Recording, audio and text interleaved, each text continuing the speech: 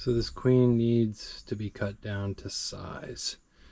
We're about 60 inches from there to there, and I think this guy's handful of inches too tight. So let's take some measurements and see where we need to go.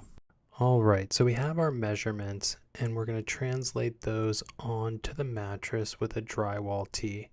And then we're going to try using a sawzall with, I can't even remember what type of blade, like a pruning saw attachment to it. Didn't work at all.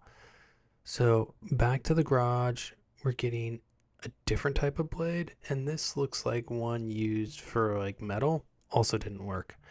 So we're going to our trusty Craftsman D-handle saw, and that's working like a champ. Now this is a very dull saw. It's an antique. It's been in the garage since I inherited it from a great grandfather-in-law who I've never met actually. So this saw is getting some good use, and it worked really well to cut this. And there's the final project. Our product fits like a glove, and it's ready for testing. So we'll give it a test and report how it works in a future video.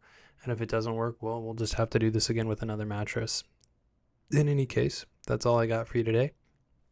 Thanks for watching. We'll see you around.